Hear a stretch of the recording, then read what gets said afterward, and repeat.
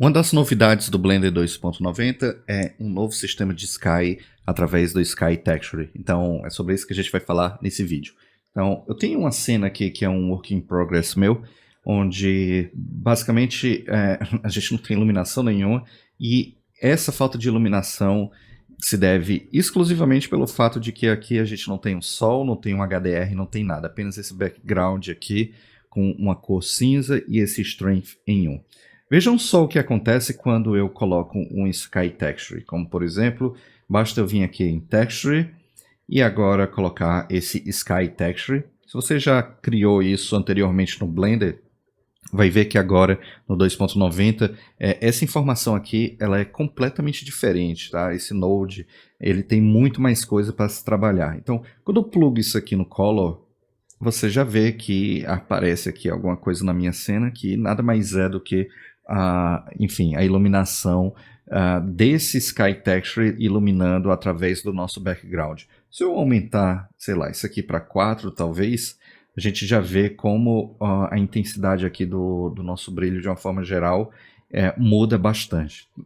Então, esse valor de strength ele é bastante sensível, isso vai depender, lógico, também da escala da sua cena, certo? E aí a gente tem alguns elementos importantes em consideração. Quando a gente está aqui com esse Sun Elevation em 90 graus, isso significa que o nosso Sol ele está a pino. É como se a gente estivesse no ângulo reto, então representa mais ou menos meio-dia, certo?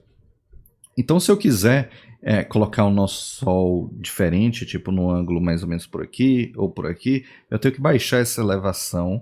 Então, em vez de 90 graus, vamos colocar, por exemplo, 20. Tá? E aí, quando a gente faz isso, já dá para ver que a nossa luz ela fica bastante direcional, como vocês estão vendo aqui. E aí, nesse caso, para a gente poder, enfim, arte dirigir a nossa cena, nós precisamos alterar o Sun Rotation, onde agora a gente altera a rotação do Sol, que é basicamente a posição dele ao redor do globo aqui, que seria a nossa viewport. Então, se eu colocar, por exemplo, 45 graus, a gente já vai ver uma boa diferença aqui, embora ainda não esteja bom. Vou colocar 90 graus.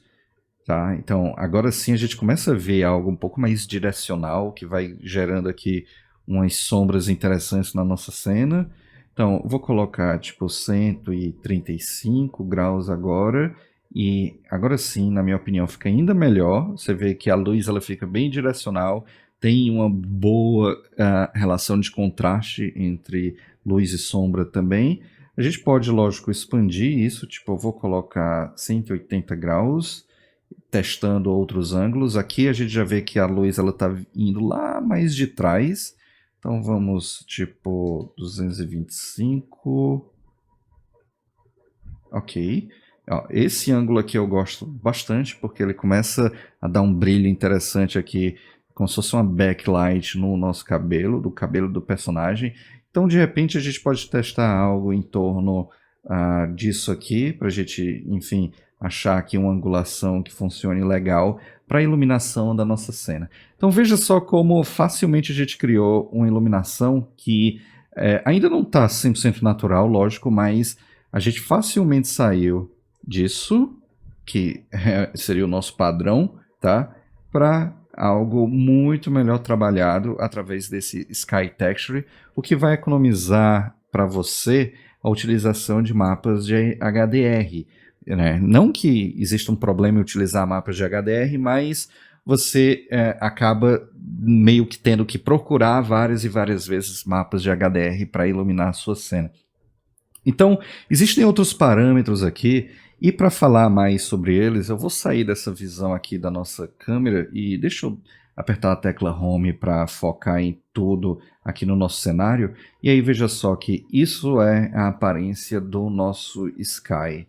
Tá? Então, basicamente os outros parâmetros eles vão influenciar diretamente no comportamento da aparência do nosso Sky e por consequência também na iluminação da nossa cena.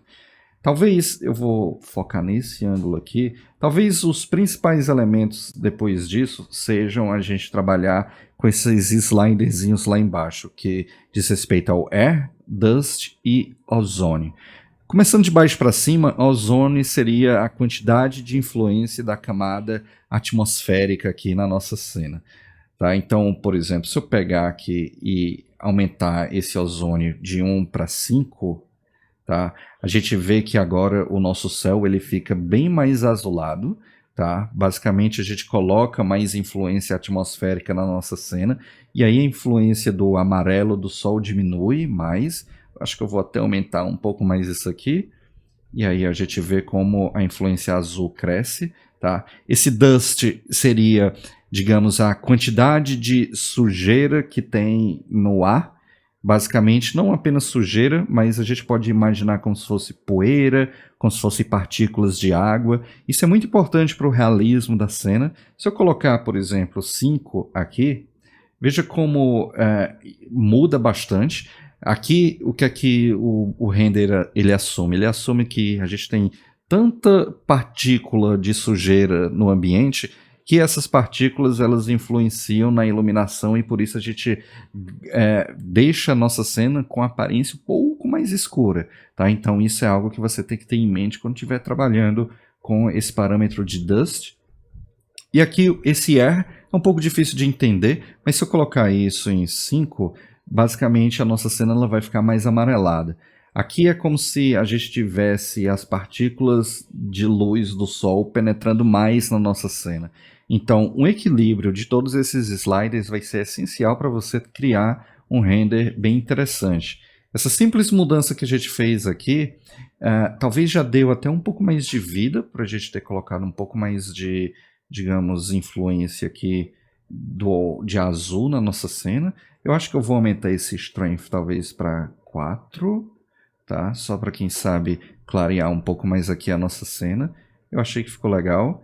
De repente, deixa eu ver um valor tipo 2 aqui. Começou a dar um ar um pouco mais quente a nossa cena, o que eu acho que pode ser legal também, certo? E aí, por fim, a gente tem a altitude, que diz respeito ao nível do mar, se a gente encarar assim.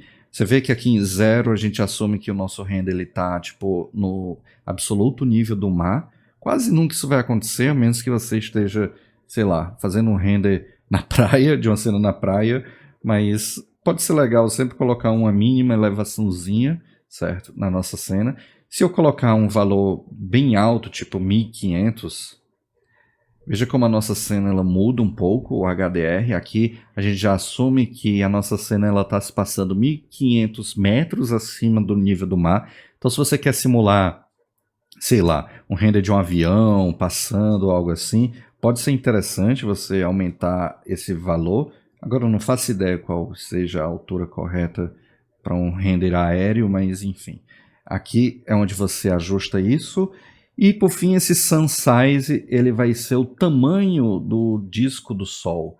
Se a gente olhar bem aqui, não sei se vocês conseguem enxergar, mas onde está meu mouse a gente tem o tamanho do disco do Sol. E aí isso aqui vai influenciar na iluminação geral da cena e também nos reflexos. Se eu colocar isso tipo 0.1, veja só, agora o Sol ele fica minúsculo, talvez você não consiga nem enxergar aí no vídeo, tá? Mas se eu colocar agora, por exemplo, 20, que seria um valor grande, veja só como é que fica agora o tamanho do Sol. A influência disso no nosso render, para essa cena aqui nem faz tanta diferença assim. Mas quando eu começo a mudar esses parâmetros, a gente começa a ganhar alguns looks diferentes. Por exemplo, se eu baixar mais essa elevação do Sol, colocar um valor tipo 5, tá? Veja só como agora, não só a nossa atmosfera ela muda bastante, essa mudança de cor não depende exatamente aqui desse tamanho do disco do Sol, tá? Vou até diminuir mais aqui, vou botar tipo 8, certo? Mas aí quando a gente começa a ajustar a altitude, por exemplo, deixa eu zerar aqui essa altitude, olha só agora, a gente começa a ganhar um visual bem pôr do sol que é bastante interessante. Vou colocar aqui esse Sun Elevation tipo 2, e aí veja só, automaticamente ele vai sendo cortado aqui e a gente vai ganhando esse aspecto de pôr do sol que é bem interessante. E à medida que a gente vai, nesse caso, eu vou diminuir a influência do azul da camada de ozônio, que faz sentido, E aí, ó, a gente começa a ganhar um tom mais amarelado, bem típico mesmo desses renders de pôr do sol. E aí, quando a gente olha aqui na nossa cena, veja só a diferença que isso faz na nossa cena como um todo, beleza? Então, esse Sky Texture é incrivelmente poderoso. Com ele você consegue criar renders que utilizam de luz do sol de uma forma bem realista. Na verdade, visualmente é bastante satisfatório, tá? Na data de gravação desse vídeo ainda não funciona com o Eevee, mas esses mesmos parâmetros vão funcionar com o Eevee também, com a adição de Bloom, que vai dar um brilho bem legal aqui nesse sol também. Então é isso aí e galera, espero que tenham gostado. Até o próximo vídeo. Um abraço.